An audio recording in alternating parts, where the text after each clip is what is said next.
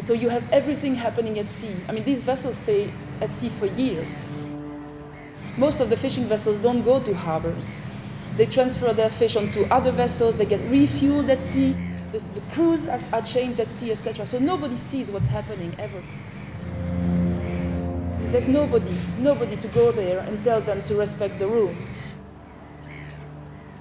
It's difficult to describe unless you've seen it. It's another world, it's a different planet.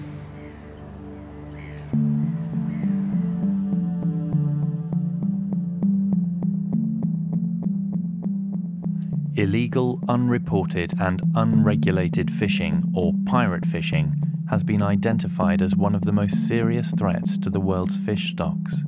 Pirate fishing vessels roam the seas, stealing fish, which frequently ends up on the European market and across the world. With limited capacity to patrol their waters, pirate fishing operators particularly target developing countries such as those in West Africa, leaving coastal communities that depend on fishing for food and income with next to nothing. The focus of the effects of pirate fishing has mostly been on the impacts on fish stocks, legitimate operators, and artisanal fishers. Yet the exploitation of those working on these vessels has gone relatively unreported. Considered to be one of the most dangerous occupations in the world, life as a crew member aboard any fishing vessel is often difficult and hazardous.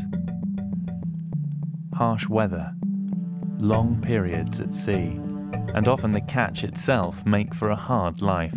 But these dangers are exacerbated for those working on vessels engaged in pirate fishing, as monitoring them is extremely difficult. These vessels operate for one purpose: to maximize their catch and minimize their costs, breaking all the laws and controls other vessels abide by. They use flags of convenience, illegal fishing gear, poorly maintained junk vessels, and vulnerable, untrained, and unsupported crews.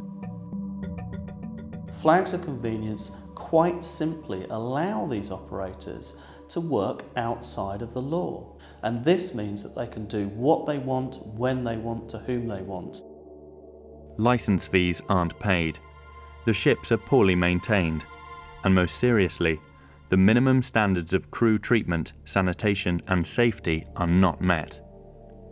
Avoiding regulatory laws regarding their catches, the ships also escape questioning over the conditions in which their crews are working, leaving them without protection.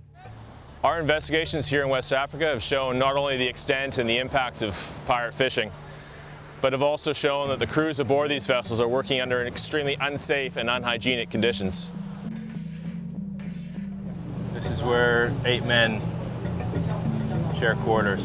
4 on, 4 off, 4 sleeping while the other 4 work. Cardboard mattresses, there's no window, no fresh air. And straight out the door is the fish hold.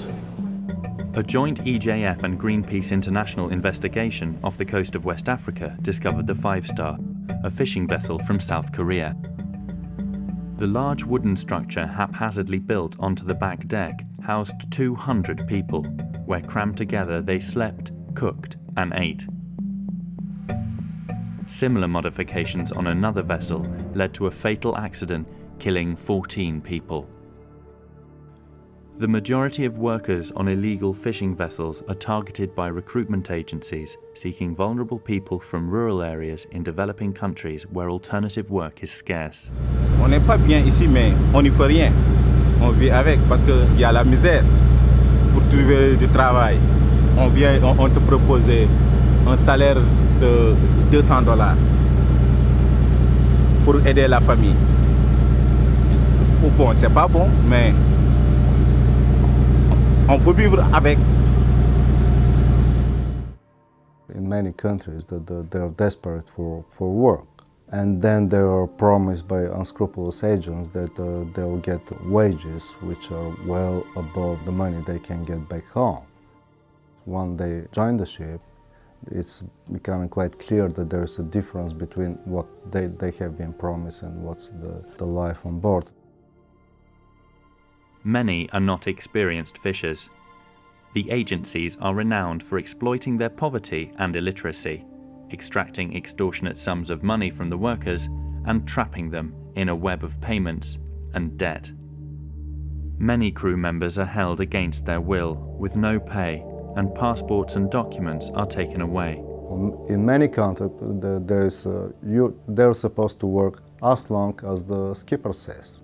On most of the fishing vessels flying the flag of convenience, we have discovered not just any normal working or living condition, it's just a floating prison. People there, in quite a significant number of cases, in slavery conditions. They're treated even worse than the fish they catch.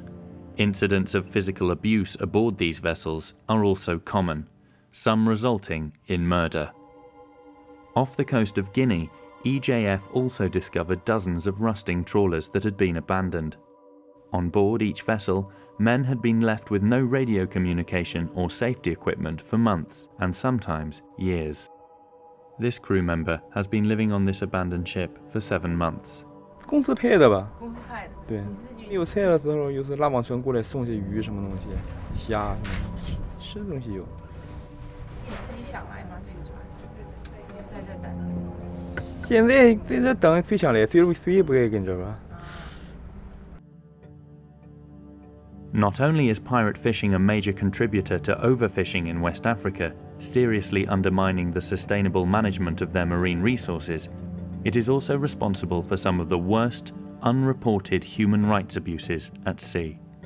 With an estimated 30 million fishers working aboard 4 million legal and illegal fishing vessels, there is a clear need for international action to end the exploitation of crew members.